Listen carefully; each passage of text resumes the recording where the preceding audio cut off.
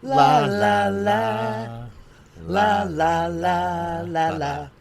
La la la la la la la. La la la la la la la. La la la. All right, welcome back, everybody, to Ready, Set, Stream. I'm ready to go. I'm ready as well, Mark. Let's do this. We're talking Gilmore Girls, this time Season 1, Episode 3, and the title of the episode is called Kill Me Now, which I think is extremely appropriate for the day that I've had today. Did you have a case of the Mondays? I did. I had a case of or the a week Mondays. of the Mondays? Yeah, I had a whole week of the Mondays. You can definitely say that. I've been there. Uh-huh, yeah. So, all right. Well, first I want to issue a formal apology to you, Shannon. Oh, wow. So I'm getting ahead of myself. We tried to discuss Emily several times, and I've shouted you down and said, we've already done that. Well, you came to me while we were discussing the show, and you were like, why don't you Gilmore that? And I paused, and I replied, I think you meant Google that, love. Yes, in fact, I did mean Google something about Gilmore. But when you have a word on the brain, sometimes it comes out wrong. So you sent me on this fact-finding mission, and I kind of felt like Ralph from Draft Day, the movie. Yeah. I kept coming to you, you want to know what I found out? And you were like, no, I'm working. So it was kind of perfect. Anyway, so did a little research on Edward Herman, who plays Richard. Yes, wonderful actor, wonderful. Yeah, and well, we known him from Munsters, the Munsters. That's back in '95. The movie was in Here Come the Monsters. It was good casting. He's like 6'5". It wasn't well received. He is a very large man, but we can't account for taste. But yeah, I wanted to point out a few little fun facts. His middle name is Kirk. Oh wow! Yeah, and that so. Yeah. We are thinking ahead, yeah. But one of the characters that was first in the very first episode installing DSL is Mick, and then showed up in the second the man episode without a name, like Game of with Thrones. no name, and he was no named, but he was delivering the swans. Yeah. But then he becomes a series regular and gets named Kirk, played by Sean Gunn. So that's funny that he would be named Kirk. Then another little fact here is he had 3 daughters. One of them's name was Rory. Oh, wow. Yeah. I thought that was interesting. Of course, you heard none of this because I kept saying, like I said, you want to know what I found out? And you were like, I'm working, so leave me alone. I wonder how easy that made things for him. Oh, yeah. Or if it was hard for him, actually, easy or hard, to play against a character whose name was Rory when he's related to somebody named Rory. It made it more real for him. Cause, maybe it did. Yeah, I always thought that anytime you have the same name, it's easier for you. Yeah. I mean, it might be hard. I don't know. But he was in he played FDR twice, actually. He was in the miniseries Eleanor and the original Annie movie as a cameo, kind of. Oh, yeah. Yeah, so I thought those things were interesting. He's a very interesting guy. I remember him really well from the movie Overboard. Not the original. Not the new one, but the original, where he played opposite Kirk Douglas and Goldie Hawn. Yes. And his comedic timing, he's a great comedian. Yes. He was hysterical in that movie. Yeah, like he left her, he ditched her. Yeah. But, and I think I mentioned Lost Boys, of course, that's one of my favorite movies. Yeah. Oh, yeah, he was the head vampire in Lost Boys. Hope I didn't spoil that for anybody who hasn't seen The Lost Boys. Yeah, but if you haven't seen that, it's a cult classic. Yeah. Well, and we talked about Richard a little bit. You want to talk about Emily? Kelly Bishop. She's 5'6". So yeah. So what I had been trying. That's like the opposite scale there, mismatch. 6'5" and 5'6". Yeah. Well, yeah. With Emily, Kelly Bishop, she of course everybody knows her probably as the mom of Baby and Dirty Dancing. Yes. But that's where I know her from. She's actually was a ballet dancer. She played in that movie. It became a movie later, A Chorus Line. I think it was back in the 80s they made a movie of The Chorus Line, and Kirk Douglas was in it. Oh my gosh, I just realized when I mentioned Overboard, I said Kirk Douglas was in that. It was Kurt Russell that was in that. Kirk Douglas was in A Chorus Line movie.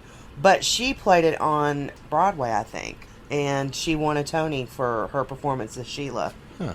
Yeah, so that's interesting. It is. She's very, very. So that would have interesting. been way back. Was that?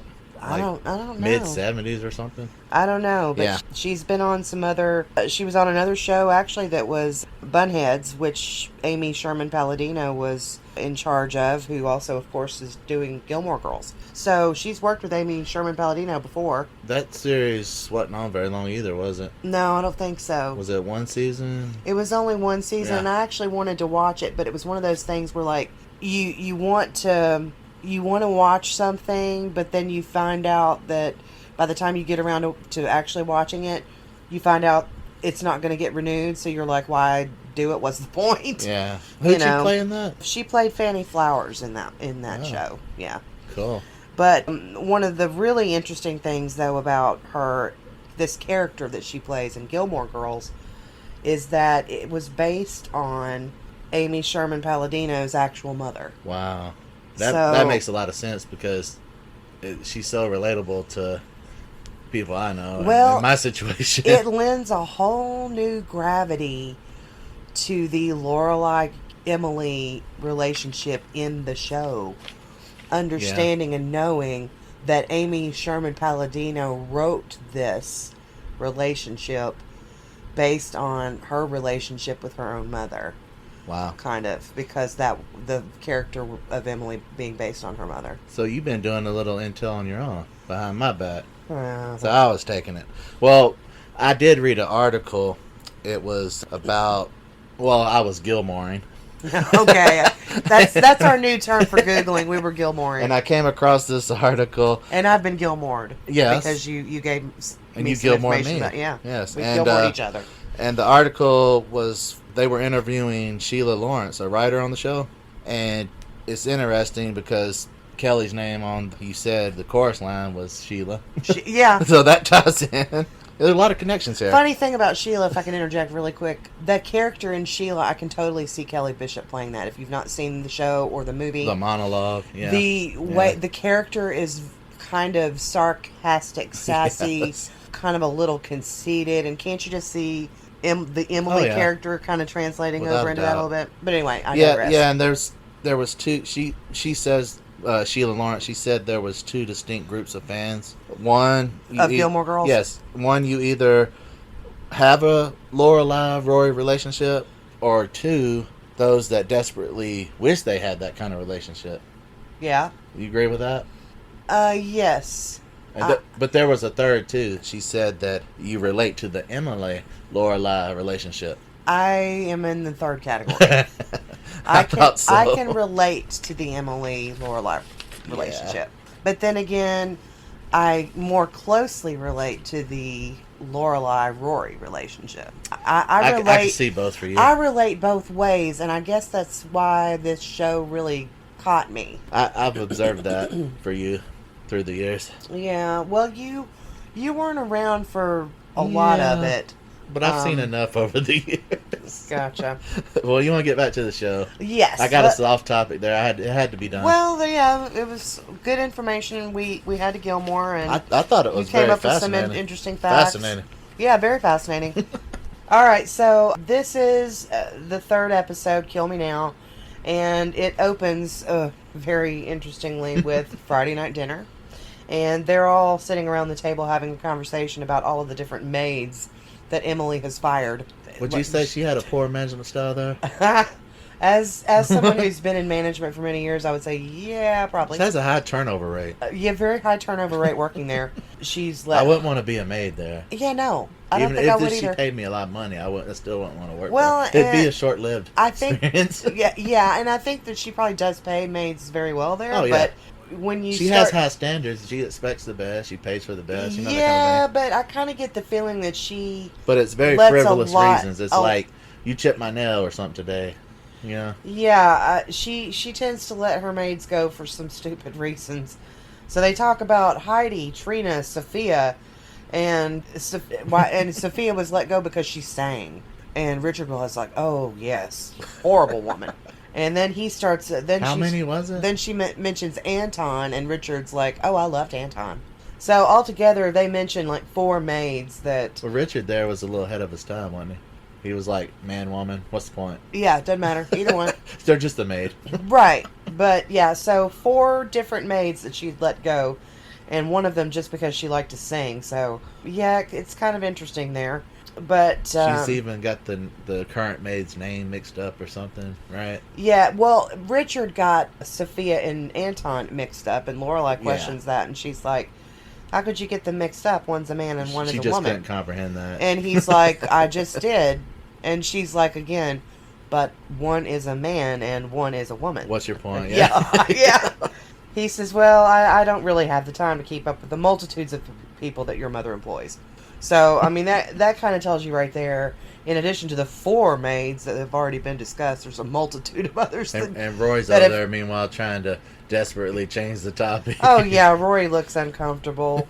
Emily didn't even know the name of the current maid. That's one of the things that I thought was really funny about this scene. Lorelai, she called her Mira, so when she brings out the food, Lorelai compliments her and says, "Mira, the food was great," or something like that, and the maid says, "I'm Sarah." Yeah, Sarah. That's. And she looks over at Emily and she said, "I thought you said Mira."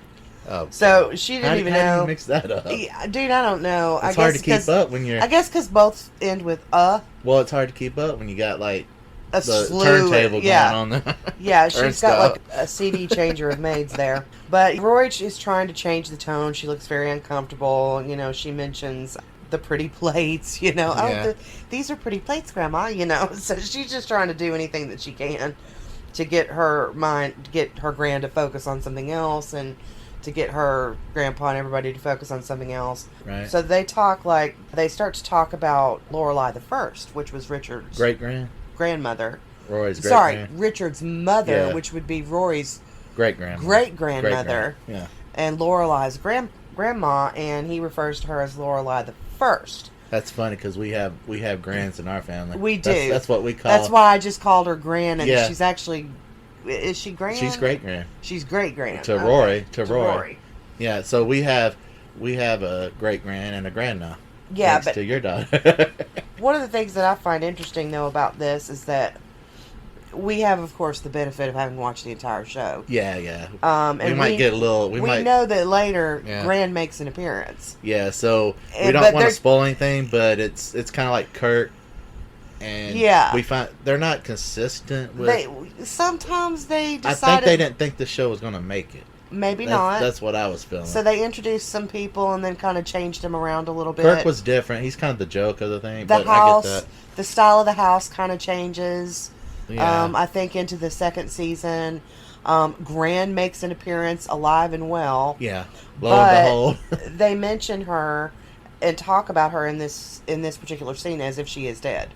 Well, a lot of shows do that too. They change their style, the music, and our podcast will probably change too because we're just doing it by how we feel right now. We might change it up a little bit. But then the scene kind of ends with Emily calling for Mira to cut the cake. I love it. And Lorelai says, "Bring Sarah out with you." And I was like, okay, that's perfection. Great. That was great. I love that. Yeah. So then we move. Opening. Then we have the opening music. Yeah. Emily asks her, "How are things at your charming little inn?" Oh yeah, she belittles her compliment. That stuck out to me because I was like. And Lorelai says that they're hoping it won't become rude and large. So. Yeah, that the end. It's funny everything is a backhanded remark. Independence Inn because. That's Lorelai left to get independence. That's her. That job is her independence. Yeah, it really was. That's what she left them to get independent. Yeah, and she went straight to the Independence Inn. It's one of my deep wonder thoughts. Wonder if that was like a little thought in the back of her head, just kind of subliminal. She didn't even recognize it, because it was in her subconscious. The break from her parents. Inn. Wow, she was drawn there because of the name. Because that's where she went. She had a baby, and she just was drawn to that place. Right. I never thought about that before. Yeah, just one of my deep thoughts there. Yeah. I get those from time to time. Every now and then you have a deep thought. Epiphany, if you will. Yes, an epiphany. A shining moment. So Rory says remarks that they're actually having a wedding there this week. And Lorelai says that people are coming from all over the country. Yeah. And very, very important job, Yeah, so she's trying to kind of. She blows her off though, She's trying to kind of talk it up and let her mother know how important it is, and that her job and the inn that she, manages is important, and her accomplishments are And she big. blows her off, though. And she says, "Isn't that nice?" And then she asks Rory, "How's Chilton?" Yeah. Hey, Rory. What's going on with Chilton? And of course, Lorelai says, "Done with me, I guess." Oh yeah, she knew it was a slam. Yes. The brush off her. So, I don't know. So Rory just says that she has to choose a team sport. Richard's talking about Play-Doh and the importance of. Oh yeah. Of how it's academia is important as physical. They start activity, naming yeah. off a bunch of different types of sports that Rory could possibly try, and Lorelai suggests that she join the debate team. And Rory says that's not a sport, and Lorelai says How we do it is the Yeah, way the yeah, Gilmores yeah. play. The way we do it. So yeah. that's I love that line. There were a lot of really good one-liners in this dinner. Oh, one of my favorites is coming up Well, yeah. when they're talking about, why don't you do golf? Why don't you? Well, Emily homes in on golf when Yeah, that gets mentioned, Because they had the country club. And, Yes. and that's Richard's thing, and well, she smells blood in the water here. What's funny though is as soon as Emily mentions golf, Richard actually doesn't seem very happy about it. No. He didn't want nothing. But to do neither with does it. Lorelai. Oh no. And Emily says that she can use Lorelai's golf clubs that are upstairs collecting dust like the rest of her potential. That's the one. That's the line. Yeah, because that line, I just thought to myself, what a thing to say, and right to the person's face. it just rolled off the tongue. It just rolled off. It just, let's just that's throw that just out who there. Emily is. I mean, But I don't know, just to say these kind of nasty, mean one-liners out there it like gets that. even better. They have her little show. Oh, I now. know, She I calls know. her into the other room, and she's had enough right now. But so yeah, with the rest of her potential, Lorelai asks to speak to Emily in private. Yeah, she's like, So they, and she just basically just kind of asks her, hey, please don't try to force the golf thing. And she said Dad clearly doesn't want to take her, Rory doesn't want to go, and Emily just accuses her and says, you're just afraid that Rory's going to go and enjoy the club and have a great time without you. And Lorelai says, no, that's not it. Then Emily's like, well, then let her go. And she says, well, she won't enjoy it. Then let them go and we'll see. So it's just a back and forth of them arguing. She's like, it's not a game show or something, and she's not Bob Barker. Is this the... We're getting there. Yeah. And, Lorelai tries to explain again, Rory won't want to say that she doesn't want to go and hurt your feelings. Because Rory is kind of like that. She just kind of, right now at least. Oh, yeah. She just kind of agrees with it because she doesn't want to rock the boat. Yeah, she tries to appease everybody. Exactly. That's one of her traits. She wants her grandparents to like her, and she wants a relationship. This new relationship is very tenuous and new. She's like caught in the middle here. Yes. She doesn't want to upset her mother. She wants a relationship with her grandparents, but she just don't know what that is yet, what that would look like. Right. Because this is all new. So Emily says back to her, you can give her some coaching on how to get over that. On how to get over not wanting to hurt your feelings, Wow. and say no. Well, she definitely knows how to hurt them, so I guess you're talking to the right one. So I thought that, what a thing to say. And she said, if Rory goes and has a good time without you, then I win. Oh, this really ticked me and off. My first thought was, why does this have to be about winning? I mean, if you want her to go with her grandfather just to spend time with her grandfather, okay. What? And that's when Rory says, okay, Bob Barker, but there's no way Rory Rory would... that's the Bob Barker. It's like The Price is Right. Come on right. down. And Emily's like, so you think there is no way that Rory would enjoy herself with her grandfather? And Lorelai is like, no. Go back. When she said, I win... Oh, she had that Cheshire cat grin. Oh, yeah. It was a very smug... That S-eating grin, I just wanted... Didn't you want to just smack her face? I kind of did want to give her a tiny I don't slap. hit women, but I wanted to give her a backhand. You wanted to do something, give her a little zap of some sort. I don't know. Smug or... It or was what was it? It was smug. It was something else behind it, too. I couldn't put my finger on it. I don't know, but it was definitely She plays her part well. She sure does. Yeah. But it was I did read an article with Kelly Bishop saying that she did her best to make the character as mean as possible. Yeah. And I thought, wow, interesting. She definitely succeeded. I mean, there is some softening of Emily. I don't want to spoil it for people, but there is some softening of Emily over the course of the seasons. But during this first season especially early episodes, she was downright mean. There's Some of her similarities things. with her in Arrested Development, Lucille on that show. They made that connection in the interview I was reading. But yeah, she does play that part extremely well. And I do want to say that they are kind of similar in that respect, though. Having what's best for Rory, you know, that whole, they think they know what's best. See, And I'm not so sure, though, when I watch this scene, if Emily was so much about having Rory's best interests at heart as she was about digging at Lorelai, maybe. winning over Lorelai. Yeah. Because she basically said it. No, I was saying, If Rory goes and enjoys herself, I win. I was saying about they want that lifestyle for Rory, but Lorelai doesn't. And Right. they're similar in that aspect because it's like I said, a tug of war there.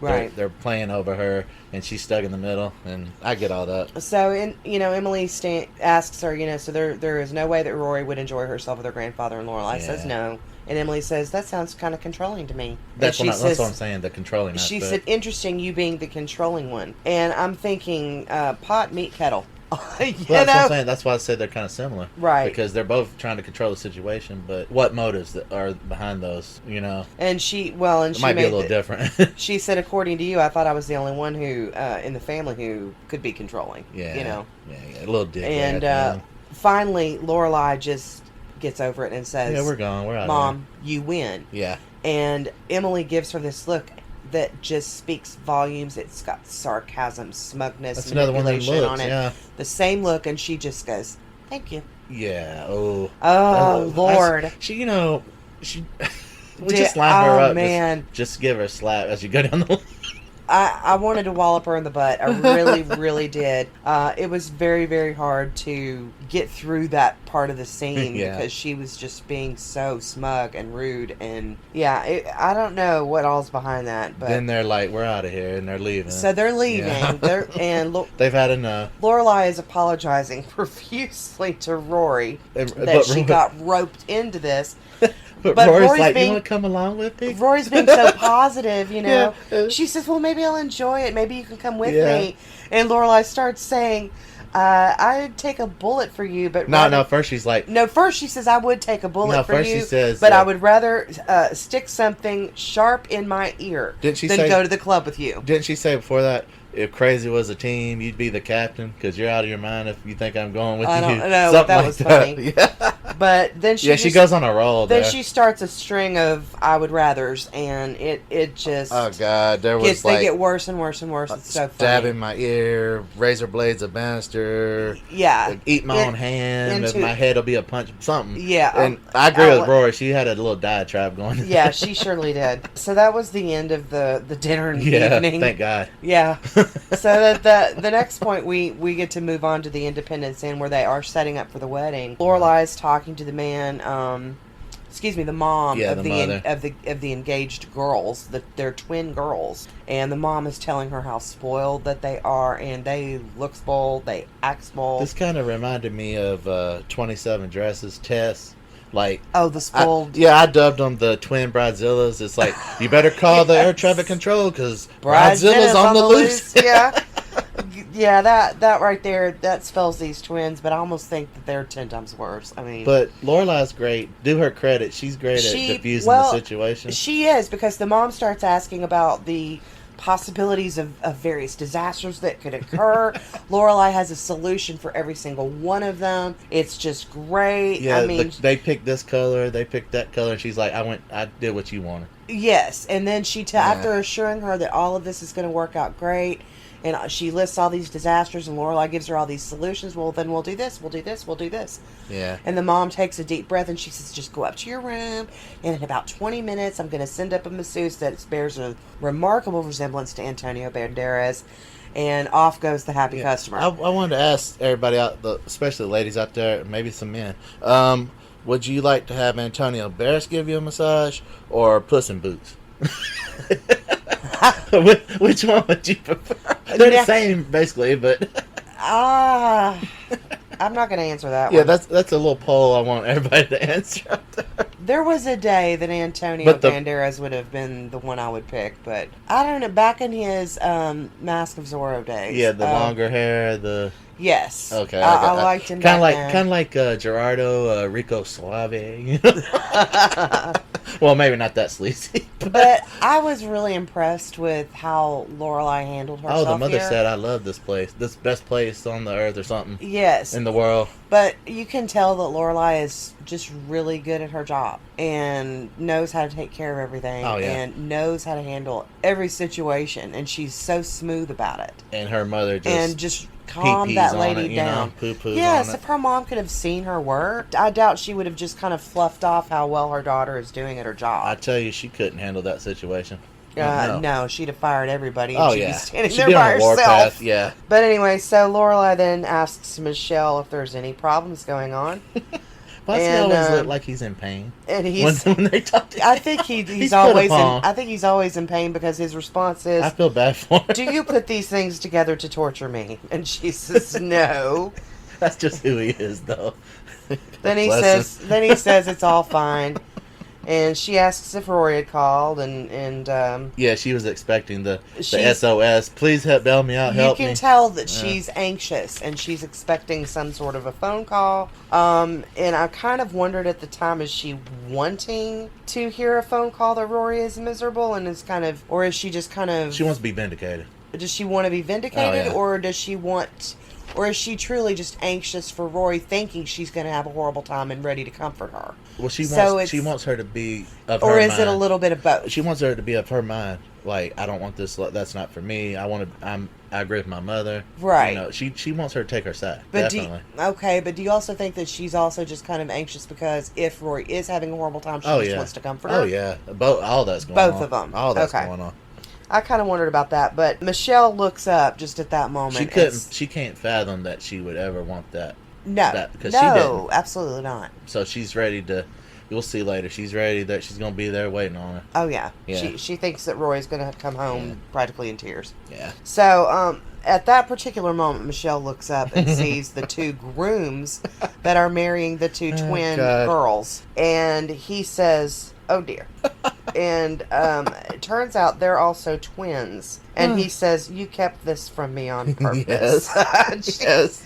And I just think that Lorelai mentions a snooty Doublemint commercial. Oh, God. And I just thought it was so funny. So we have twins marrying twins. And the last thing he says when he walks away is, "Let me know when the midgets and clowns arrive." And he just kind of walks off. And Lorelai says, that he has to get them checked in. And he says, "I'm not talking to them nicely." Well, it kind of is a circus, a freak show. You know what's going on. Well, yeah. I mean, this is not normal. I mean, when he said they're probably run away, when he made that comment about you haven't seen the grooms. Yes. They're probably run away. This reminded me of our wedding, kind of, where our groomsmen were joking around. They were going to put help me. We had to kneel down. They were going to put help me on the bottom of my shoes, Oh, no. And you weren't having none of that. You said I don't even remember that. Oh, my gosh. Oh, you said, "If you do, you die." You went to all of them. If you do, you die. I do not even remember that. That was great. Okay, so I guess that they were praying over us, and that would have been funny. Help me, everybody would. Oh my gosh, everybody would have. Yes, it would have. I would have wondered why everyone was laughing during the prayer. Going back to the bridezilla. That tells you how long it's been since we've been married. Oh, because I couldn't even remember that story. It's been a minute. Yeah, we're about to celebrate 20 years. Oh yeah, but the time's flown by. Yeah, they have. Yeah, and going back to the bridezillas, I was just wondering, is that all? I mean, I understand it's your day, but does one little thing set you off, or would it run your day, or? I think every bride is different, but I was just. If I did the cake in your face, you wouldn't have that. No. Yeah. But I will say that I do think that every bride is different, and what's important to one might not necessarily be important to another. But for me, on my day, when you and I were getting married and we were planning, number one, we did practically everything ourselves, and I enjoyed doing that with you. We made our own little bubble bottles. We made our own programs. Down to the finest detail. We made our own flowers. Yeah. I mean, it was just everything. The colors had to be right, everything. But I enjoyed that aspect. But if somebody had asked me if I wanted this place just so, it wouldn't have bothered me. I don't care. I'm not going to tell the story, but I was too happy to be getting married to the person I wanted to marry. I'm not going to tell the story, but there was a bridezilla there, but it wasn't you. No. Yes, there was. Actually, there were two. We won't get into that because you know who you are. We don't want to, know. Set you out there. We like to make fun of ourselves more than other people. Our wedding turned out good. I think so. So, the next scene, we have Richard. Oh, before that, he does say, Michelle says, I'm not going to talk nicely to him. But when does he ever talk nicely? Never. I just wanted to throw that in there. As if that would be something new and different for Michelle. like Lorelai's like, wow. Epiphany there. Right. Tell me something I don't know. So, Richard's complaining that Rory is late after 8 o'clock. And, you're supposed to tee off at your designated time. Well, tea times are extremely important. True. But Emily says, we pay them good money at that club. You'll just tee off when you tee off. Yeah, that goes back to my, if you're important, they'll wait. What I was told. That's the mindset that she has. Yeah, that's exactly it. So he's, he goes on about this being a big imposition, and I kind of wondered at the time why he was so upset about taking Rory since he likes her.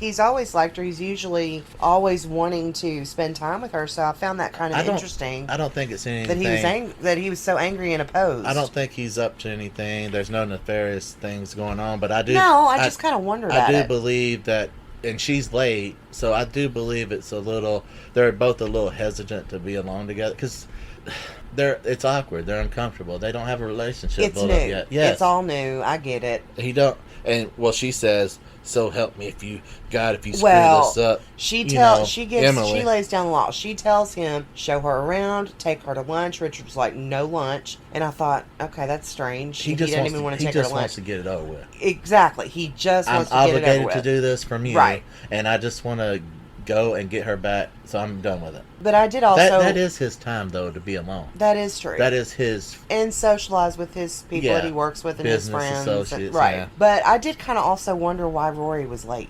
Because Rory has always been about being on time. Well, early. That's my point. She's avoiding. He's avoiding. He wants to leave. She don't want to show up. It's clear they're both kind of avoiding. She's hoping he leaves because she knows about the tea times. Already. So it's kind of both being forced on both of them. And Richard's like, it's cooler at 8. I love that. But I honestly think that Emily is doing this just to get at Lorelai. Oh, that's her motives, ulterior motives there. Because absolutely, because her next statement is... she wants to win. She says that you will be sweet to this girl and make this a memorable day. Or so help me God, yes. Uh-huh. Yeah. You screw it up and you die. It's kind of like the groom shoes. You do it, you die. If it's not a good, memorable day, then she'll get an I told you so from Lorelai, which she doesn't want. She don't want to have to eat that. And she wants Lorelai to have to eat her words, not the other way around. So help her God. So Emily says, it means a great deal to my happiness and yours that this day goes well. Are we clear? Yeah. Direct quote. Yeah, I mean, don't screw it up, buddy. So your head's on the chopping block here. Absolutely. So Rory does come in, Emily gives her a hat that's supposed to look kind of golfy, but I honestly... What was your impressions of that hat?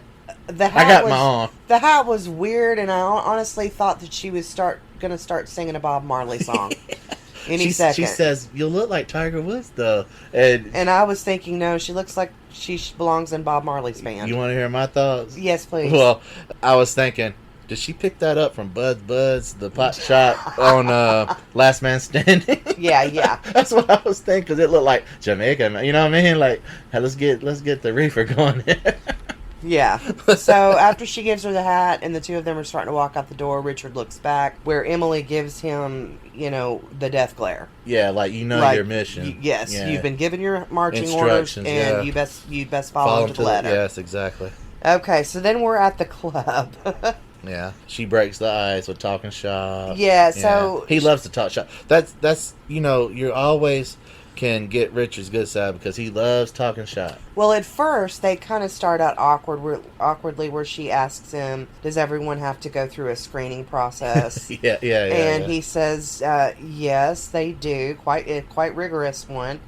And she says FBI, and he says, "Oh, worse than that." And I'm thinking, good Lord, just belong to a club. It's a prestigious, Yeah, I know, but for Pete's sake, like that song I remember of a country club, and he's like Travis Tritt, the redneck country club. But then he goes back into. I found out something on my Gilmoring that supposedly they're in the upper 50 millions net worth there. So yeah, it is a big deal. Well, he kind of drops the comment, that the place is very prestigious, and he says the merger of four cases in DSS happened right here, if I'm saying that correctly. And of course, Rory seems to be interested in that. Yeah. High finance. It's high finance. He says golf wagers. It'll never be the same, all because of a lost golf wager. Yeah, it's all it hangs on. High finance hangs on the wages of golf. And he asks, so he then changes the subject, and he asks so her, there's big timers there. Oh yeah. Yeah, high rollers. But he asks her, what do you know about golf? And Rory says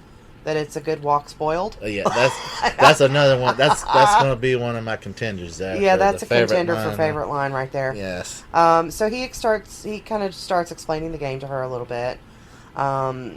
He's trying to explain how to swing her club. She digs up a lot of dirt on her swing. He looks kind of put out with her. Both times she takes a swing and digs up dirt, and he kind of gets this look on his face and goes and puts it back in the ground. I relate to this because of my granddad. Well, I can kind of relate to it too. Yeah, that was our thing, going golfing, and he's very patient. I didn't want to disappoint him. Yeah. I didn't want to embarrass him. Right. But he was a very loving and kind man, and basically is my father. So, I just treasured those moments. Yeah, my stepdad was a big golfer, and he would take me out. When I was really little, I was just kind of like his caddy, and I loved just riding the golf cart with him. But as I got older, he started to teach me how to play, and I really enjoyed those times. What's the best parts for you? The conversations? I enjoyed walking more than the cart. I enjoyed the cart when I got older, but I enjoyed walking because we had deeper conversations. Yeah, I liked that, and I just liked the chance to spend time with him. It was really I wish cool. I could go back and do more. Yeah. Yeah. You don't think about it at the time, but yeah. No. So we pop over to the Independence Inn kitchen, and we have an argument going on between Sookie and Jackson. Hey, is this one of my favorite characters? Yes, I believe this is one of your favorite characters, Sookie. Yes. And she and Jackson are having a argument yet again over the produce because he has brought her blueberries instead of strawberries. And he suggests. And he said, he said, well, that they weren't any good, and he didn't want to sell her substandard strawberries, so he brought these instead. And she's like, well, I need to make strawberry shortcake for 200 people here. And he says, well, make them blueberry shortcake. Yeah, doesn't he say something like the earth was flat until he took a boat trip? Something like that. And I'm like, but blueberries, and they're expecting strawberry. It's like when you want to drink a drink, and it, like, let's say sweet tea, and you get regular tea. Yeah, it ain't happening. No. You're expecting one thing. Oh, that's a better one. You think that you've ordered a Sprite, and they bring you a water, and you take your first sip, expecting a nice, sweet and fizzy Sprite, or it's not carbonated. Yes, something like that. Yeah, big shocker. Yeah. So at that point, Lorelai walks in, and she asks Sookie if she can take some of the cake home because Rory is going to need a special treat tonight. Already expecting the worst. Expecting the worst due to her golfing with Richard. Is this the first mention? When she comes in, she's like, coffee, coffee, coffee under her breath. Is this the first mention of that? Yeah, she says coffee, coffee, or coffee. Or did she say it before? I can't remember. I can't remember her ever saying it before. If this is the first time I remember her saying it. I think this is her first mention of coffee, coffee, coffee. For trend later on, and she keeps saying it. She's definitely worried about what's going to be happening, she's talking about golf. Yeah. So, how she got roped into it with Sookie. Right. She doesn't get to go into it very far, because Michelle comes in asking her to come out and settle a dispute that is going on out there. And it's the twins arguing. I couldn't really understand it. He was kind of mumbling about it. I was like, what's he talking about? We had to rewind it and listen. Well, the mom comes over to Lorelai and she says 45 minutes of soup or salad. So apparently the twins have been arguing for 45 minutes over whether or not they're going to serve soup or salad at their wedding. And Lorelai says, how about I give the guests a choice between soup or salad? Yeah. And she said, Oh, Once yeah, again, she okay. diffuses the whole So the mom goes back. She's relieved. situation. And she's taking care of it. Michelle just kind of gives Lorelai a slight little smile, like he's kind of amused, but also put out at the same time. Yeah, he's in a defense posture there. Sookie comes out at that point. They're all kind of gathering around and watching the two sets of twins. Oh, Lord. Trying to figure out which one is which. And I love this. Michelle can tell them apart, strangely. And he's saying, the one on the left is Matt and the one on the right is Mark. Yes. And then when one of them turns around, Sookie points one out. He's very observant and detailed, I thought, at that point. At that point I was thinking, he's good. Michelle really does watch. I could see the couples telling each other apart, but for me, it's very difficult to tell twins apart. That could be dangerous at times. I was thinking that too. Michelle's very observant at his job. I didn't realize that about Michelle. And then Sookie points out, why does that one have a postage on his back? And then Michelle is correcting himself and going, oh, I'm sorry. That one is Mark and that one is Matt. he just put a blank post-it on one of them so he could remember the two. And Lorelai is like, you are going to go and take that off of him. And he says, no, I will not. I take it you won't be given a wedding toast. He says we cannot just call everyone sweetie and not all of us can call everyone sweetie and get away with it. And she's like, we won't be given a wedding toast there, will you? And then Sookie asks, do you think it's cheating if they accidentally sleep with the wrong sister? And Lorelai's like, I don't think so. And Michelle is like, this belongs on a public access station. It's against the laws of nature. Something about it, it's just short of completely obscene. You know what would have been a funny line if one of them was, if Michelle or somebody said, maybe they're just swingers. Something like that. Yeah, because it doesn't matter. They're kind of basically, twins would disagree with this, but they're basically the same. Right. The anatomies are probably identical, Right. So what's the point? I guess that's why they're marrying each other. So I thought that was kind of funny. So we cut from this scene and we go over back to the golf course, and Rory and Richard are kind of walking together, and Rory just kind of makes the remark, this is a good place to read.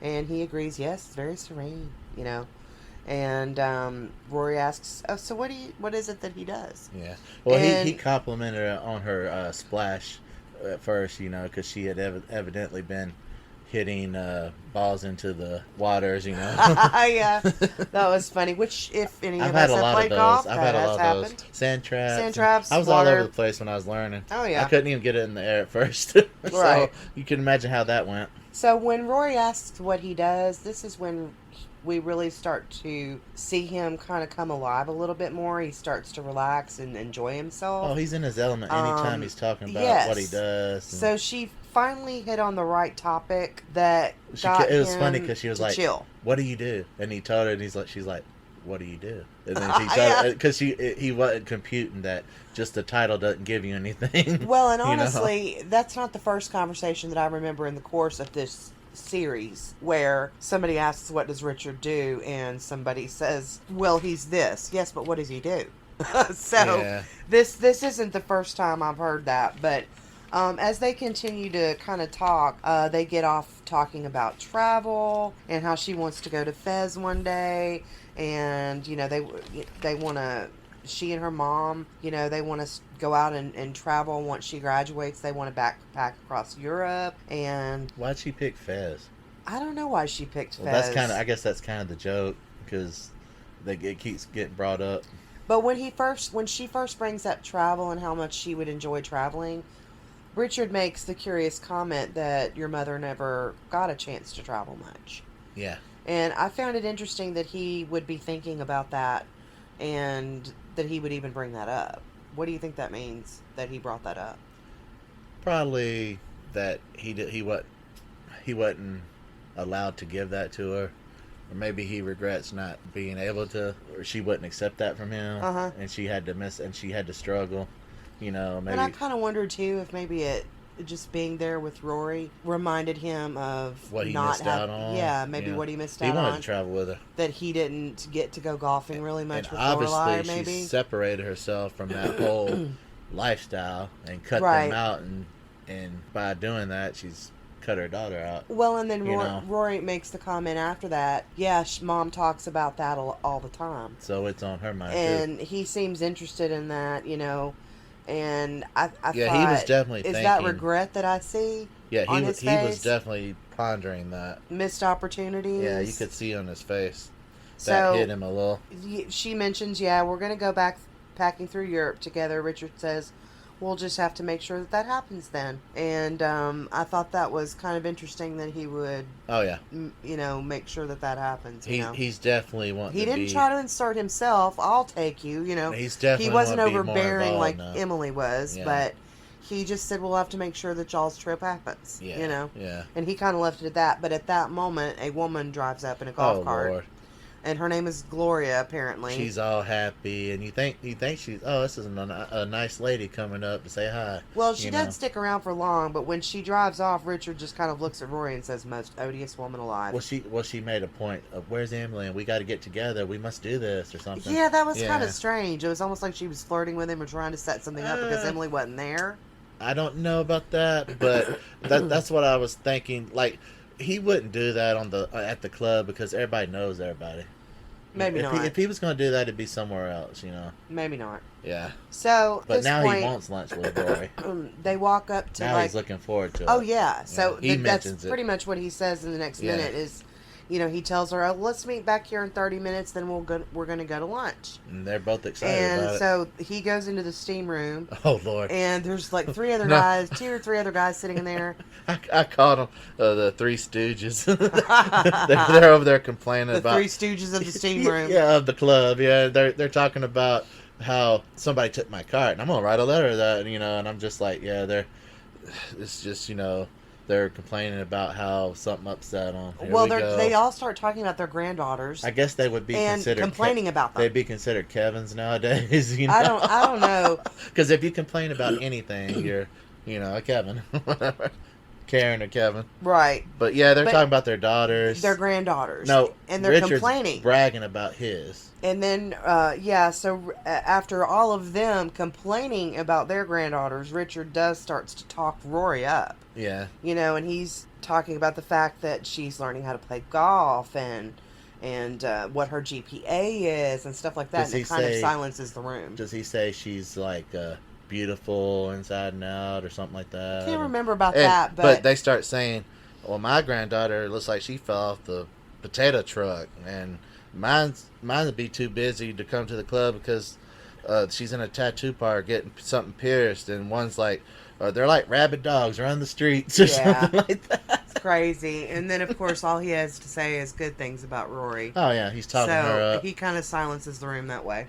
And then they mentioned Rory's in the steam room at the other end. Yeah, Rory's in the other steam room, and she's sitting kind of above a couple of other women, and that Gloria woman walks in and passes them by saying hello, goes and sits down way across the other side of the room, and when she leaves them, they whisper to each other, "Most odious woman alive." Yeah, because... And I thought that was so funny, because it's exactly what Richard had said about her. I remember thinking that's kind of true, because she didn't come in to steam. She acted like she was there to steam, but it's really just to insert herself in those two women's lives. Sit down, get immediately up, and leave. So it's like she's making the rounds of the club. That's probably why they all think that. Right. Yeah. So at this point, we flash back to the Independence Inn. Preparations for the wedding are still underway. Lorelai goes out to meet a delivery man who is there to deliver some swans. And in the first episode, where the DSL installation guy comes, he was there, and his name was Mick, and that was Sean Gunn playing Mick. We don't see him in episode 2, but he is the swan delivery guy, but his name is not Mick. He's just kind of an unknown name. So he's there to deliver the swans, and she looks at 2 cages and says, "This is 20 swans?" And he looks down, he's like, "Sure, why not?" I just thought that was so funny. But Michelle comes out, and she's like, "You need to lead him out to the pond or the lake or whatever." No, when she says, he's like, "Take this guy," and I'm sitting there going, "It's Mick. It's Mick." Yeah, but it's not Mick. He doesn't have a name. Yeah. But Michelle is flatly refusing to take the guy out to the lake to let him release the swans. And she's like, "Well, what is going on?" And he's like, "I hate them." He says he was attacked by a band of swans before. And so no one is ever going to get over that, is what he says. Apparently there's a lot of that going on in Stars Hollow. We'll find out a little later about swans going rogue and stuff. Maybe it's the same one. And Lorelai's only comment back was it a boy band of swans? Yeah, it was like was it some kind of NSYNC fiasco or something? So at that point, Drella comes up with her harp. And I don't know if I'm correct about this or not, but I actually think this is the last episode that features Drella. I think this is the last time we may see her. So, yeah. But she immediately looks at Michelle and calls him Pepe Le Pew. Yeah. And she wants him to give her a hand with her harp. And Lorelai basically says it's either Drella or the Swans. I do think it's funny because she says what the I don't know what the he's babbling about, and then. But, and that's what I said earlier. He came in babbling. I didn't know what he's talking about. Right. Yeah. But she also says, I can't stand the talk, but I love to watch the walk or something. I thought that. Well, because Michelle picks the Swans. Yeah. And he's willing to go after being traumatized by being attacked by a band of swans. Well, that says a lot about him. Instead of going to help Drella. That says a lot about her, I would rather say, because... If Michelle can't stand it, I mean, he likes to give it to people, but he don't want it back, Sure. And she's just plain mean, like dish it out and not take it. Yeah. But Drella does make that comment. That's the only time. Can't stand the talk, but love to watch the walk. I guess that was her parting shot because that was the only time I really. I don't recall if she's ever. I don't recall if she ever makes another appearance in the show or not. I never got a chance to like her. I didn't either. Because, like I said, I picked one that I get onto. So, we go back to the club at this point. So we're kind of hopping all over the place in this show. Yeah. It's hard to keep up with. Rory has finished her steam, and she is at the table. And she's chatting with Richard. And she's kind of giving him the dirt about what she heard in the steam room. And he's enjoying it. He's laughing he loves the guys. But he equates it like he's loving it. Peyton's place or something. Yes. And then a couple of older gentlemen... The two Stooges show up. A couple of older gentlemen show up at the table and ask if they can join. And immediately Richard starts talking Rory up again. She's going to Chilton, what her GPA is, etc. So at this point... He mentions Fez again. Yeah, and she's going to travel to Fez, And they're like, what's in Fez? Right. And I'm like... That's kind of a running joke. Yeah, what is in Fez? I will have to admit my ignorance and say that I had never heard of Fez before. I will have no clue what's in Fez. I don't know where Fez is. Anybody listening who's from Fez, my apologies. I am going to Gilmore that and find out where it's at. Or you're going to have me Gilmore that. Or I'll have you Gilmore it and find out where it's at and learn a little bit about Fez. And I'll get back and I'll be like, you want to know what I found out? And you're going to be like, I'm working. So it'll be on the next podcast. Oh, yeah, maybe. Yeah, maybe, if I remember it. So then we flash to Luke's, which is our first look at Luke for this episode. And he's just, Rory is sitting at a table and he comes over to the table where Rory is at, and he said, did you know that golf courses are an environmental blight due to the chemicals they use to keep the grass green? And Rory says that yes, she knows. And I just think this is an interesting thing, that Luke is so health oriented, environmentally oriented. I didn't realize that he would be that way. Yeah, I thought he might have had a secret job working for an agency, a governmental agency or something. We'd kind of already gotten a glimpse into the fact that he is kind of health oriented because he's always talking. He's always talking to Rory and Lorelai about their diet, about how much coffee they drink, that sort of thing. But I didn't realize he was like into the environment and stuff. So that's just kind of an interesting new little tidbit about him. But Lorelai comes in and starts talking about the wedding. She says... she kind of looks up and Rory's like, Grandma gave me the hat. Yeah. She's and Lorelai's like, now that's just me. Yeah, no, it's like, hat's just me. You want a mirror? Like she hadn't looked at it or something. And then she says that she brought some of Sookie's chocolate cake to make her feel better. Yeah, expecting the worst. She's expecting the worst. Rory says it really wasn't that bad. And she has a shocked look on her face. And Lorelai's like, she's the sweetest kid in the whole world. So in other words, she's kind of committed to not believing her that it wasn't that bad. Rory's really conflicted there because, how do you really break some bad news to somebody? Yeah. Like, I had a good time and they don't want to hear it, I related to that.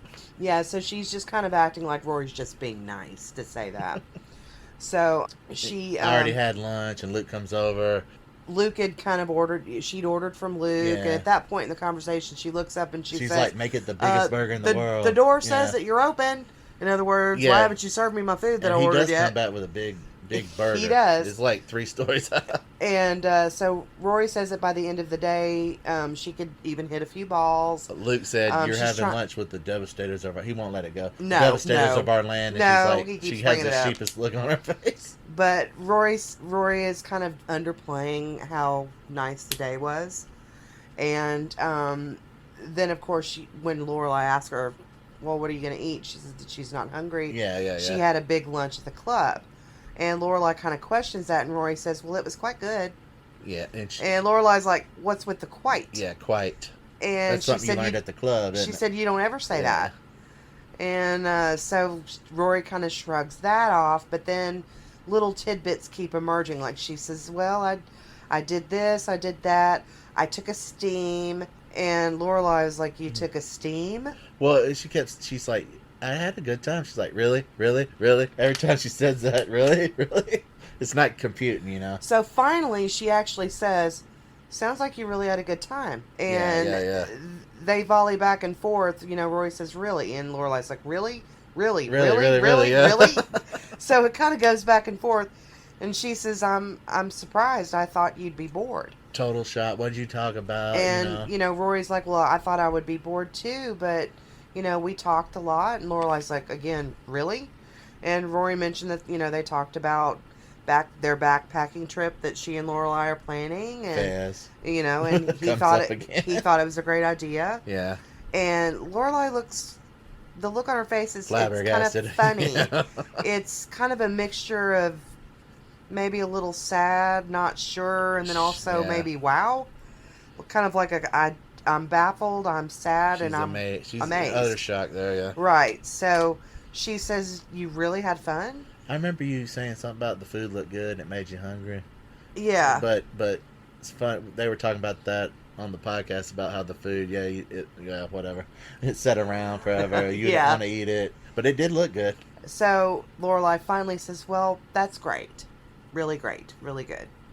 So she's trying with all that she can to pull back and be supportive and not give Rory a hard time for actually having fun on the date with her grandpa.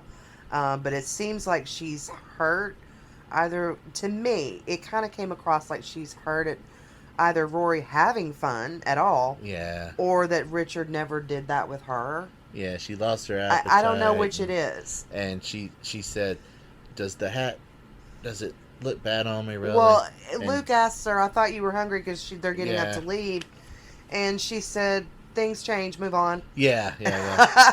And Rory asks, does the hat really look bad on me? And Lorelai looks kind of sad and like she's kind of swallowing her feelings, but she says, no, I think it looks kind of cute. Yeah, it's like a lifestyle metaphor there. Like, does that life look good on me?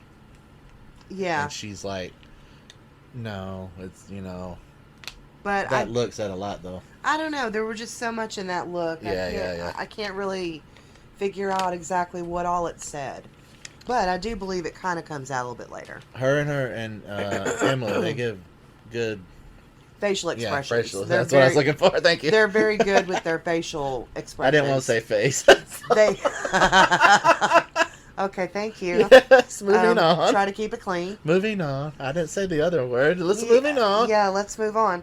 So, we flash over to Miss Patty's dance studio where she is trying in vain to teach the twins how to dance. Lorelai. I loved it when she was like, dancing close is like cheating. Yeah. You know? But that's a very small little flyby. Yeah. And then we're back at the inn, and Rory is at a table inside of the inn, and she's kind of writing cards, and Lorelai is complimenting her on her writing ability and how neat her handwriting is. And Michelle comes by, and she's like, you gave me flare and a deviated septum. And she's like, focus on the flare. Focus on the flare. Yeah. And Michelle comes up and tells Lorelai that her father is on the phone. And she says, my father? And she answers the phone and she says, Dad? And then she says, yeah, it's Lorelai. Who else calls you Dad? We don't want to go there. Yeah, no.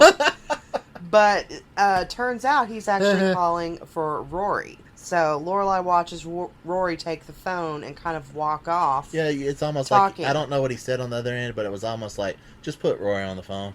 Because it was abrupt. Like, very abrupt. Here. It's for you. Yeah. And so she's kind of watching her. Rory goes all the way across the room and sits on the couch. And I don't understand that. Maybe it's just a me thing, but if I happen to be sitting at a table when somebody calls me, unless it's like I know it's going to be super important or business or something really personal, you excuse yourself in those cases. But if it's just going to be a chit chat with your grandfather, I don't understand why Rory would get up, go all the way across the room, and sit on the couch. Mother's face. Maybe not, because she knows how her she's getting these vibes like how she might be feeling. Yeah. Even though Lorelai's trying to make it look like she is. You have a close relationship with your daughter, and it's like, yeah, that's true. Yeah, but Lorelai is watching her as she's sitting across the room, talking to Richard on the phone. And the look on Lorelai's face again just says so much. It's one of those looks. It looks sad, but this is the first look that I've seen where I actually picked up on a little hint of jealousy. Disappointment, jealousy, regret, all kinds of looks going on there.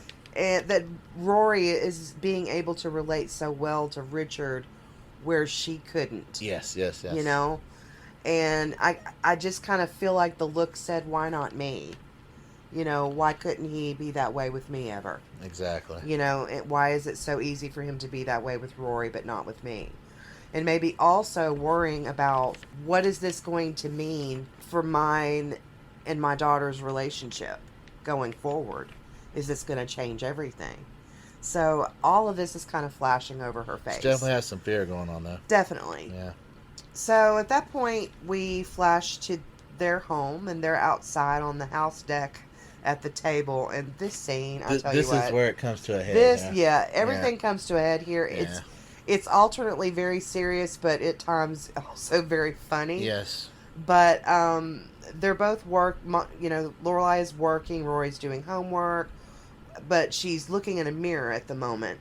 And Lorelai's just kind of not really paying attention to her work, and she's kind of looking up, watching Rory. And she finally says, "Should I leave you two alone?" And Rory just says that she's thinking about changing her hair. Mm-hmm. And I thought, okay, why would you suddenly want to change your hair? She's wanting to fit into that lifestyle. I wondered about that. I mean, she's not going to go in and ask for the Larry Fine or anything. You know, nobody wants that hairstyle. But so I was assuming she wanted to be like a little mini Emily, you know, a mini me. Right. But and Lorelai, of course, ain't going to have that. So, no, well, yeah. You're going to take her, but you're not going to look like her. So Lorelai asked her, "Why do you want to change your hair?" She says, "I think it looks quite good." It's definitely getting under her skin right now. Oh yeah, the fact that she used Rory's word "quite" from the previous night, where she said you never use the word "quite." That's the statement there. Oh yeah, she's making a statement. And so at that point, Rory gets up to go get water in the house, and Lorelai can't take it anymore. Oh, and she says, and she kind of yells into the house to her, "So, you talked to Grandpa today?" Yeah. And so he just called. She said, "Anything wrong?" So that's just, to me, okay, I speak mom.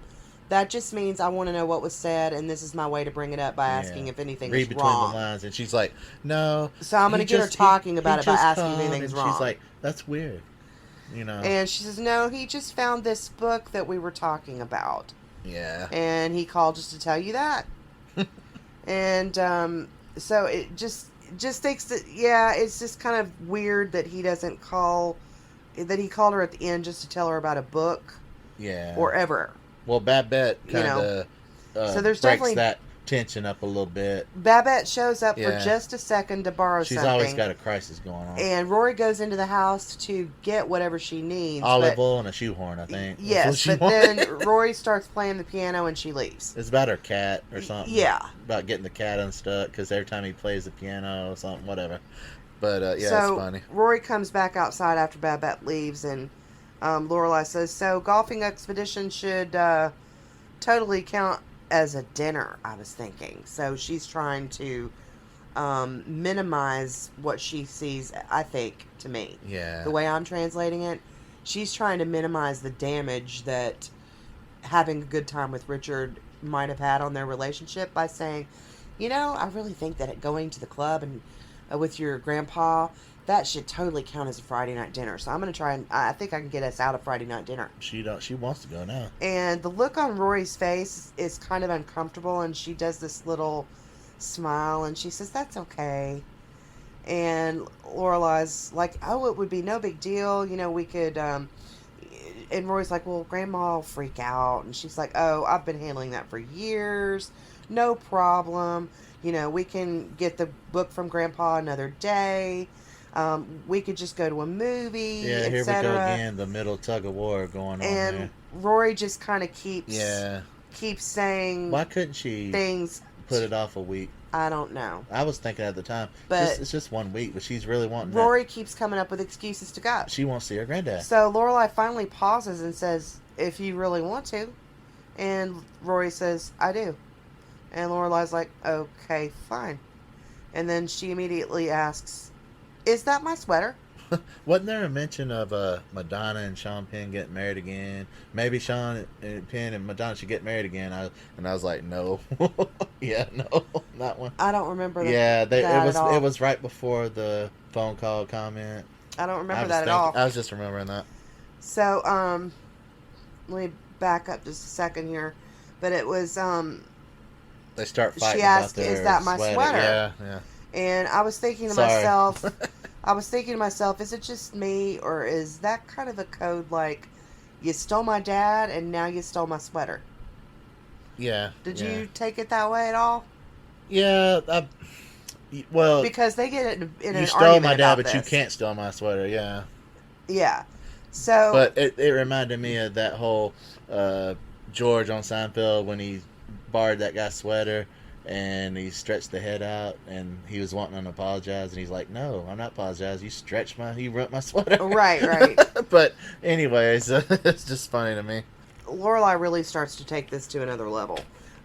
She's like, I thought I said you could borrow things of mine, but you at least have to ask. Yeah, ask me first. And Rory says, and when have they had that kind of relationship before? I don't know. It was always what's mine's yours. What's yours is mine. Yeah, right. that kind of thing. But Rory apologizes, but Lorelai just kind of keeps it going, and saying it's not too much for a simple, "Hey, Mom, can I borrow it?"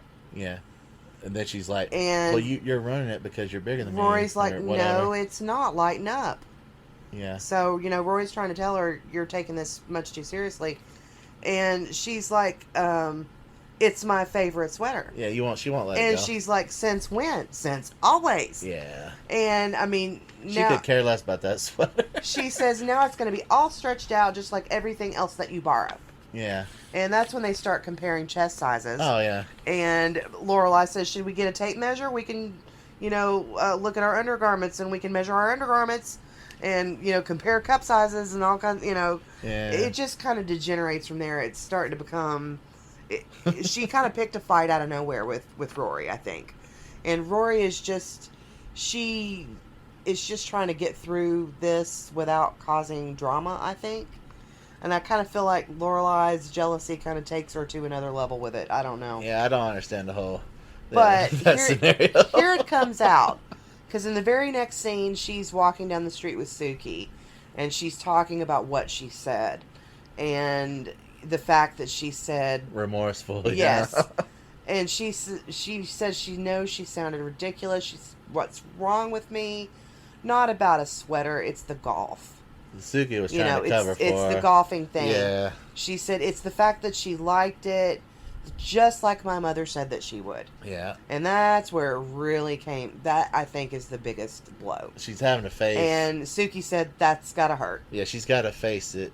It's coming here in a minute. And it did kind of make me wonder, though, would Rory and Richard's golf trip have gone as well as it did if Emily hadn't laid down the law with Richard? I don't think so. Well, so Lorelai said, she should have had fun, and it's good that she's having a good relationship with her grandparents. She says, I don't, but just because I don't, that doesn't mean that she shouldn't, right? Sookie's like, She right. really sympathizes with, I think Sookie's being a very good friend in this conversation. Oh, yeah. Because Lorelai goes on to say, so why am I trying to cut out Friday night dinner then?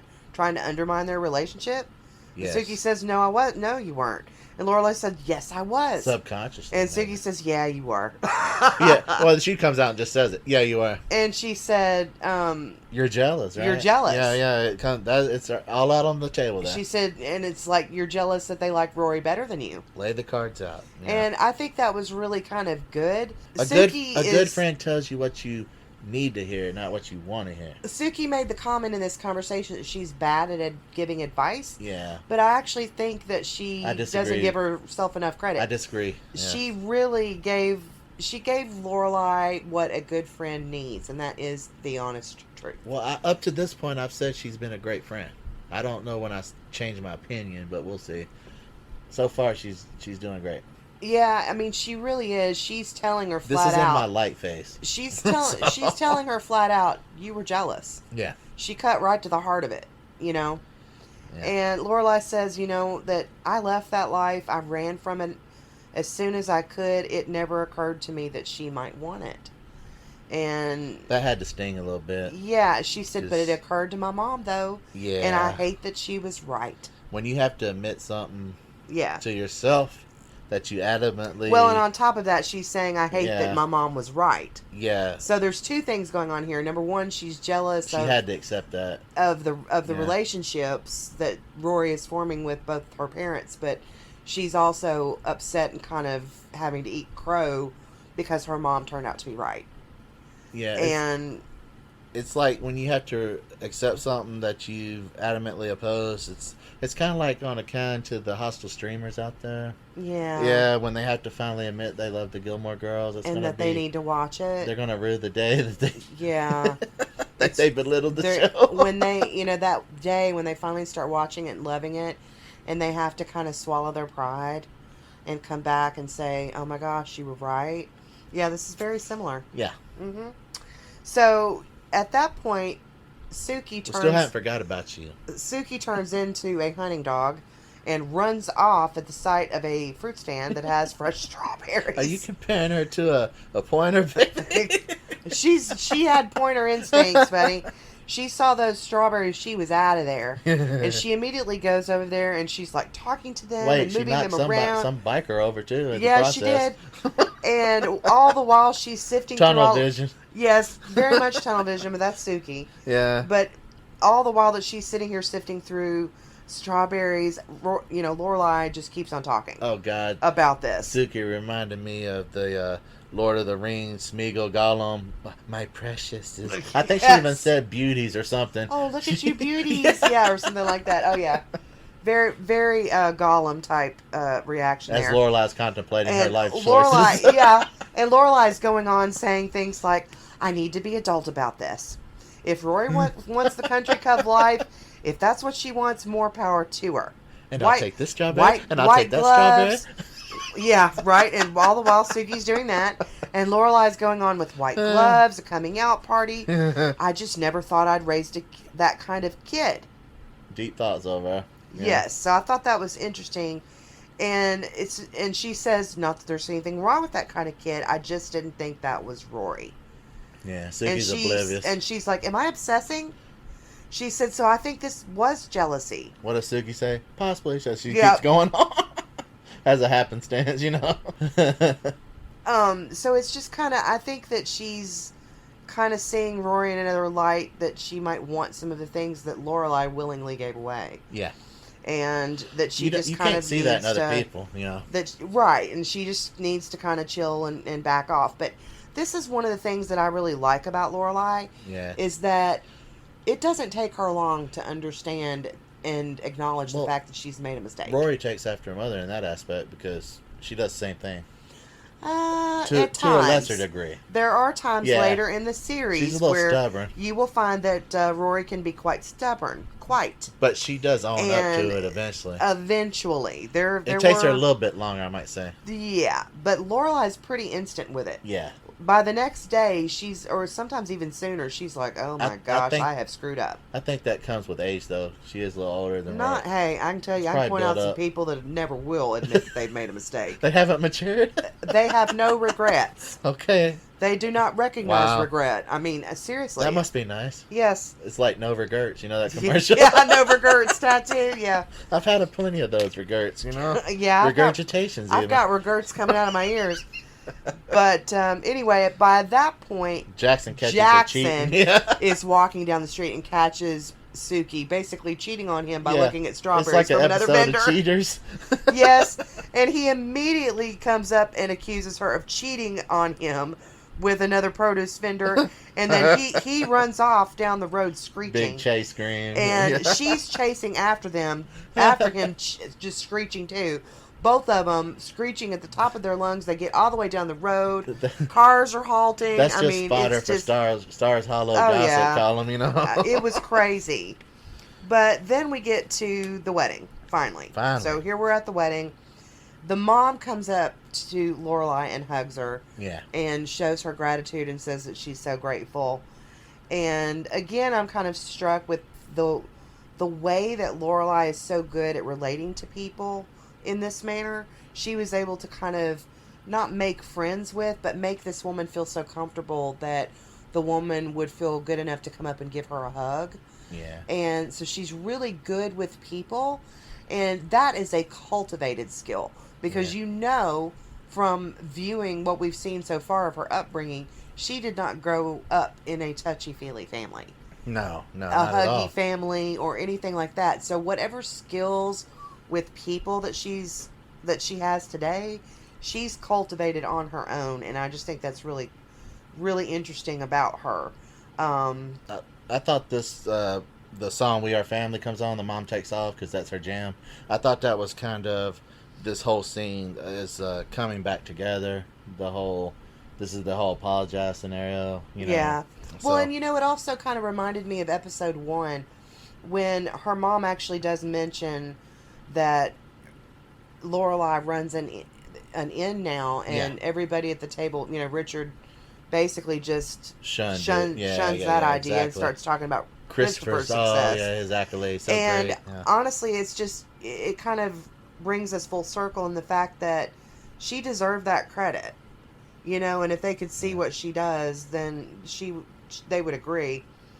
I like the dress, by the way. Oh, I loved the dress that purple dress was beautiful. That was spot on. So I mean, they just kind of rip her down in that dinner. Oh yeah. They don't compliment her on anything, or that she raised a great daughter. You know, so they don't ever have anything really good to say about her or to her, at least up until this point. But that this scene and the whole wedding scenario just made me realize that, wow, she's done great things with her life, and she has raised a good daughter, and they're getting to enjoy a great granddaughter because of the daughter she raised.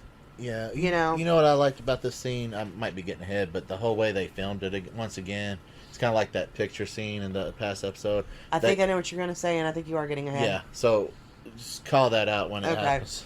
So, yeah, after the mom walks off, Lorelai goes to the table where Rory is sitting. It's coming, yes. And she's trying to talk to Rory very casually. And Rory's crow a little bit. She's kind of being very neutral in her conversation. Rory just comes out with Rory just looks at her and says, "Are you trying to make up?" Yeah. No, she's like, "Are you going to apologize now?" Lorelai looks at her and says, "I apologize." Oh, that's what I was thinking. She's basically was saying, I honestly, get with it. Yes. Get to it. I honestly really like the fact that she apologized. Oh, yeah. I think a lot of parents think that, and by all means, parent the way you parent. But to me, in my opinion, I think it's really good when a parent can admit to their child, they did something I wasn't right in this scenario, and I apologize. I'm the other end. I'm stubborn in kind of ways. Well, I always would do that with my kids. Yeah. If I reacted poorly in a situation and I wasn't fair to them, I tried to always come back and say, you know what? I wasn't right about that. I apologize. I should have handled that different. Well, that goes back to I jump to conclusions or whatever. Yeah, that goes back to my raising. Never admit you're wrong. Never, that's the kind of warped way to look at things. I do think you need to own things and relate more to your. I think they would relate more to you. I think kids can appreciate. Yeah. I don't know. I think kids appreciate you more if you are willing to admit when you're wrong. I think that teaches them that they can admit and should admit when they are wrong. Because there's a lot of kids out there that parents now that don't admit to anyone they're wrong ever. And it's kind of like when my mom used to tell me, and forgive me, Mom, for telling this story, but when my mom used to tell me, don't do this or that, there were times that I stubbornly did it just to find out why. Because I would ask why, and I would always get because I said so. Yeah, exactly. And no offense to my mother, because a lot of mothers and fathers do use that. And because I said so. And that was never good enough for me. Actions speak louder than words. I always wanted to understand why. If you can tell me why, then I get it. You know, I'm very good. You know, if you tell me don't touch this hot stove because it will burn you and it will hurt, you know, then that's even then some kids won't listen to that. Well, maybe, but a lot of the time I think that especially older kids, if you explain why to them, I don't know. I think it helps. Sets up a lot of conflicts as adults we have, because there's a lot of people who never learn that lesson, and you get these road rages. You get because nobody can admit, hey, I was wrong, and nobody will accept that either. If you try to apologize, most people won't even take your apology at that point. Right. And it's just from what patterns you saw as you grew up. Right. Conflict resolution. Right. Yeah. So anyway, moving from that, after she apologizes, she says that she's glad that Rory is bonding with her grandparents. And Rory's like, no, you're not. And Lorelai says, I am. I just can't relate to it. It's weird for me. And Rory says, you could if you tried. Yeah. And Lorelai said, no, too much has happened. She said, but I'm glad you are anyway. I didn't mean to cut you off from them so completely. It just happened. I know this is a weird comparison, but I thought about Darth Vader at the end when he's like, it's too late for me, son. Right. I mean well, it is kind of like out, that, but that's how she way, feels. She said too much has happened. We will never have a good relationship. She said, I didn't mean to cut you off from them so completely. It just happened. Not having them in my life just felt right. I just never thought. And then she cuts herself off and just says, I'm sorry. And they at this spot, when they both look over at that little girl, that's what I was talking about. That's the point where they look over and they see a mom. Great filming there. Yes, wonderful filming again. It's kind of like like you said, portrait. The portrait in the first episode. It totally encapsulates what's going on in this episode. She was talking about, I had many of those dresses. Yes, that mother's correcting her. The mother is telling the little girl she's in a frilly pink little dress with lots of ruffles, and she's telling the little girl to sit down, cross your legs, you can't play. Yeah. You got a lady crosses her legs, blah blah blah. You're a lady. See, what Rory doesn't realize is she's missing all those moments. She's only getting the good moments. I think because they both looked over, she realized it too. Yeah. Because the look on Lorelai's face is, I remember that. And Lorelai's like, I'm sorry you didn't have those dresses. And so she's admitting this is what she didn't want for Rory. But she did want her. She don't want her to miss out on the good things. Exactly that kind of behavior she didn't want for Rory. It's a thin line there. Exactly. But Lorelai says, I must have had a million dresses like that to Rory, she says. Yeah. And Rory's response back says, that really doesn't scream you. And Lorelai says, no, I did all the screaming. Yeah. And I thought, wow, what a statement. Exactly. What a statement to make. Somebody must have felt extremely smothered. This show gets very deep sometimes. It really does. It hits some nerves. And when Lorelai kind of gets quiet for a second, and Rory said, thank you for not putting me in a dress like that. Yeah. I just thought that statement said so much. It said, I get you now. I get it. I see you. You want me to have the freedom. Yes. But you didn't want me to miss out. She's... The comment... They're connecting in one sentence, it says, I see you, Mom. I see what you went through. I see how you felt. I see how you feel now. I understand. And I want a relationship with my grandparents, but I don't want all of those other things. And our relationship is not going to change. I think that's everything that Rory said in that one statement. Yeah. Well, but then it was reassuring. Then she gives her an out. She's like, well, if it helps, I got a fungus from the steam room. Right. And then Lorelai's it does make me feel better. Well, first Lorelai says some funny things about the dress, and she says, if you wear that fluffy underwear, it's a real crowd pleaser. Yeah. But yeah, she does. They tried to break it up. She does say it makes her feel better, and I do think I got a fungus from the steam room. Let's get back. And Lorelai says, yeah, it does. Let's get back to our normal relationship. And at that point, we're over it. The sweetness of this, when Rory leans over at that point and cuddles up against her mother, and I just thought that was the most sweet that's thing. one of the clips of the opening too. So we began this episode with Friday night dinner, and we come full circle. We come full circle. Yes. We end with Friday night dinner. We're getting there, people. So we're sitting there. Yeah, thank you for being patient. This has been a long one. We had so much to say during this one. Yeah. This is the episode that hooked us. So right, I guess, and I can understand now why it hooked me. Yeah. You know, it had very so impactful. much, very impactful, and it really there were moments where it really got you in your feels. You know. Yeah. But so Lorelai comes in the door bearing leftover cake from the wedding. And correct me if I'm wrong, people, okay? I'm about to express my opinion about this. But Emily says you brought... This is her moment to shine. Yeah. Don't Emily take it away from her. You brought me used cake. Okay. And Lorelai's like, no, it's not used. It's left over from the wedding. And, here's my opinion about this. Used cake would imply that somebody stuck a fork, took a bite out of a bite or two out of it, and here's what's left, and you can eat it. One piece, and maybe their germs are on it. One piece, yeah. It's like double dipping a chip. If you bring cut leftover cake that nobody has touched, it is leftovers that are free of germs and can be eaten. Am I wrong, people? Tell me if I'm wrong. I'm sorry. Let us know about that. Maybe I'm not looking at this the right way, but I just thought, oh my God, nitpick, She's nitpick, making nitpick. Mountain out of a molehill. Yeah, here. she is. My gracious. And she says, Emily's response is, I'll just put it in the kitchen next to my half-empty box of cheer. Yeah. And I'm like, oh, Lord. Don't look a gift horse in the mouth, people. I would take it and be happy. But strangely, Lorelai looks over at Rory and says, she's in a good mood. Well, that is good for Emily. Yeah. You know what I'm saying? And then, she immediately gets right down to it. Oh, yeah. As soon as they get in there, and she's asking for a glass of wine, of Emily, and Emily's over there pouring the wines, and she says, so, Lorelai, did Rory tell you all about the wonderful time she had at the club? Richard really charmed her. And I thought to myself, let the gloating begin. Here we go. Rory really charmed Richard. That's what it was. But Lorelai doesn't give her much. Had him flying. Yeah. Yeah. Lorelai didn't give her much. She stays cheerful. She has a smile on her face. She says yes. And she gives Rory a compliment. If anyone can charm Richard, it would be her. Because, Emily said, oh, she just charmed Richard. Wasn't Lorelai wanting to be really good right now? She does eventually say that because Emily keeps on. Yeah. And she says, in this day and bring the age wine on. of 100 TV channels, who would have imagined that a young girl could still get a thrill spending a simple afternoon with her grandfather?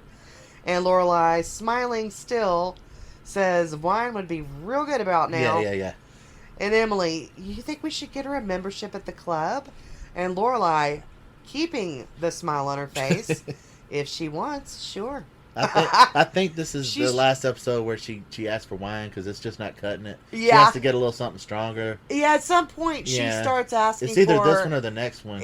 At some point she does start asking for a gin martini. Yeah, because or a martini with a twist. And I can see why. Yeah. Dealing with this mess. Let's circle back on that and see if we're right. I'm on next Friday night dinner. Yeah. Does she get wine or does she ask for something stronger? It's about this time, I think.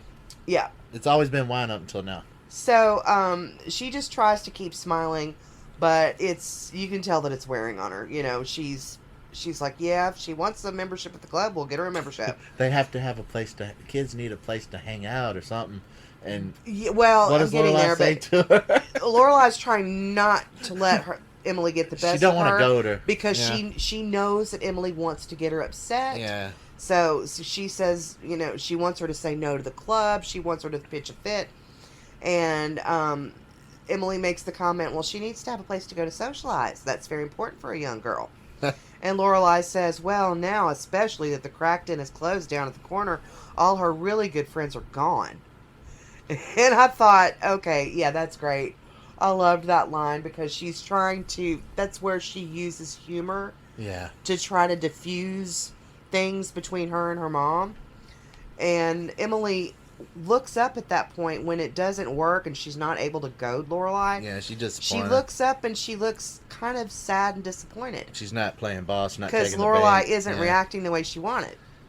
So Lorelai asks her at that point, should she pursue the career in comedy?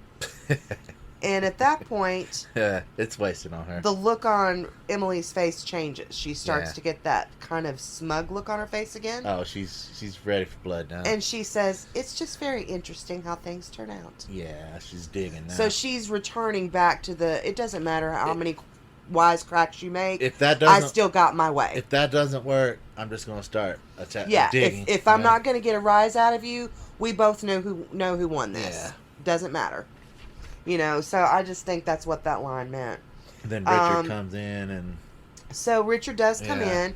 He says that he's got that book that he wants to show Rory, so Rory goes off with Richard. and Emily says, yeah. Emily gives Lorelai her drink, and then she says, I want to see it too, Yeah. and then leaves. And so everybody has left So she's Lorelai. gonna feel left out. She did that on purpose. She left her Yeah. sitting there alone on the couch. And as she's sitting there alone, with the look that she has on her face, she looks like an outsider. She does. She looks all alone. Not just physically, but emotionally alone. You know what I'm saying? And Sad ending. I don't know. It was a sad ending to this episode because the look on her face was just kind of said it all. She just looked very alone. That leaves you wondering, are they going to take her? Or is she going to, what's going to... And I kind of wondered, back to what Emily's parting remark, it's interesting how things turned out. I do think that was a way, like I said, of saying it doesn't matter how many jokes you make or the fact that you're smiling and I'm not getting a rise out of you. I still won, but I also wondered to myself, this isn't I told you so, but is it Yeah. also saying we have her now and you don't? Well, and she'll be what you weren't. to us. Emily's really underestimating Lorelai because she's Do you got a agree lot with that? she's got a lot of fight in her. They I know. don't realize that. She does, but do you agree with that? Do you believe that Oh, yeah. comment was kind of like we have her? Oh yeah. And she's going to be to us what you were never Without a able doubt. to be with us. We got her in Chilton. Yeah. And now she's close to us, and now she's enjoying Richard's company, and it's just pretty soon she's going to be wanting to stay here. There's all kinds of motives there. Yeah. So But they underestimate Rory too. They do underestimate Rory, So- but all around this was a phenomenal episode. I thought it just had Yeah, so many ups I'd and agree with downs. that. It had its funny moments. It had its almost put you to tears moments. It was really, really good. It gets you on their side, It really does. and it forces you to choose sides. It Yeah. definitely does. It draws lines in the sand, and the interview you said, get on a side. which group are you in? Yeah, which absolutely. which fan group? It makes you choose. That's what's a good writing about it. So I know we usually talk about Scott's podcast first, but I think that we should talk first. Yeah, let's touch on that real quick. Let's move do on here. fave moments and fave line first tonight. My fave moment, I'm not going to take time here, is when the whole Doublemint twins wedding scene, with Michelle and them talking about the twins. And also the Stooges, Three Stooges in the steam room. I love that. So you went kind of funny. Yeah. My favorite moment was a little bit more serious. It was the moment when Lorelai and Rory make up at the table at the wedding, because I just felt that it said so much about Lorelai's ability to be self-aware and not to be afraid to say she's sorry. But it also kind of demonstrates Rory's really deep understanding of her mother and her desire to keep that relationship intact and make her mother feel better as well as she was able, Fave line. So you went deep. I did go deep. I'm and I sorry. went lighthearted. Okay, we worked well together. Yeah. All right, my favorite line had to be Rory's, golf is a good walk spoiled.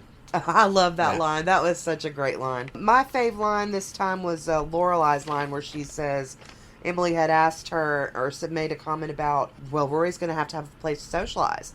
And Lorelai says, well, especially now that the crack den's closed down and at the corner and all her good friends are gone. I thought that was perfect. Well, that's just one of those gems, isn't it? That was one of the good Lorelai-isms, Yeah. So, this week on Scott's podcast, he did interview... Interesting hat. Yeah, interesting hat. Which one is this? This was Sean Gunn, who played Mick, No Name Guy, and Kirk, who you have not yet met Kirk, but he becomes Kirk in later episodes. But I have a standout in that interview. The writer, Amy Palladino. Sherman-Palladino. Yeah. They had like a almost symbiont working relationship. He never had to ask her for directions for his character. She would confirm his doubts or concerns through the writing of the script, or, how to play it, and she never had to approach him with concerns. It just worked. It was very cohesive. He explained that very well. Scott actually talked so long with Sean Gunn that he ended up breaking this podcast episode into two. Normally he will interview the co-star for half an hour, and then the last half of his show is his team interviewing him about what he thought of the episode. But that last half, the whole first episode is him just interviewing Sean Gunn. And then the second part of that episode, part 2, published I think on another day, was them interviewing Scott about this same exact episode that we've just talked about. And I wanted to mention I think we had some of the same takeaways, so I'll just let you talk about Scott's. I wanted to touch on Yannick Truesdell and Melissa McCarthy's upcoming show. The title was, that we forgot to mention, God's Favorite Idiot. Yes. Directed by Michael McDonald. You might know him from Mad TV. He worked on Cougar Town, and he was a stand-up comedian. So it should be a funny show. And it was 16 episodes. They had a little trouble, some issues, and they split it up into 2 8-episode seasons. And Scott did mention too, switching gears on you, Scott did mention on this podcast episode as well of his that he was in the Sponge Seinfeld episode. And that's season 7, episode 9. Yeah, and I thought that was kind of funny because I'm just remembering that Lauren Graham was also a guest star on a Seinfeld episode. I don't remember which one. I will Gilmore that for you for the next time.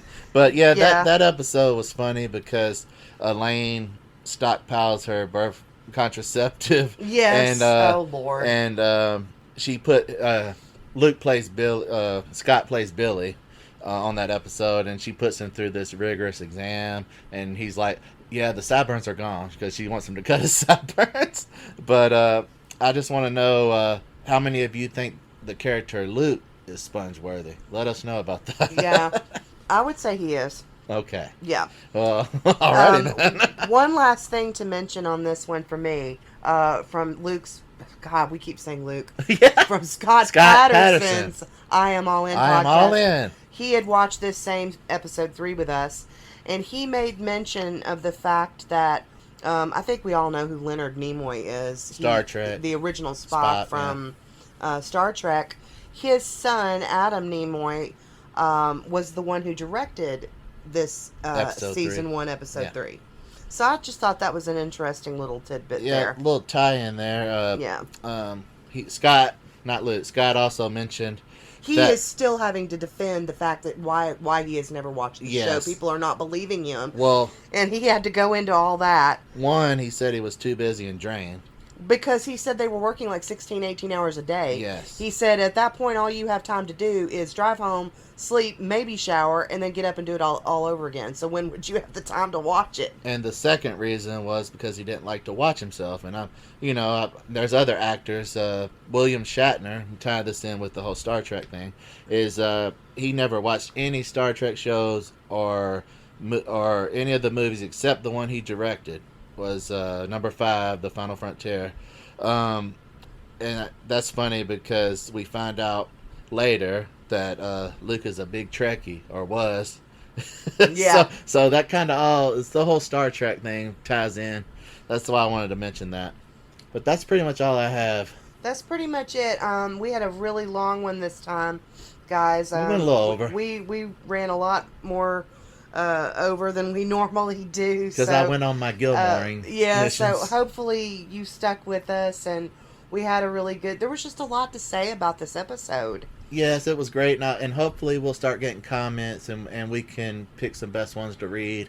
Yes, and you can email us at readysetstreampodcast@gmail.com. I'm going to quit saying that, and I'm just going to put it in the description. And hopefully it'll show And up there. Y'all it'll can find hopefully us. it'll show up there. If you don't So- find us, it might be one or two of you. But if you don't Yeah. find us, maybe we can start streamlining this show Yes. a little bit better. So thank you for sticking with us. It's and all new to us. get ready to stream season 1, episode 4, and we will talk to you again soon. Bye-bye. Bye-bye. Bye-bye. Bye-bye. Bye-bye. Bye-bye. Bye. Bye.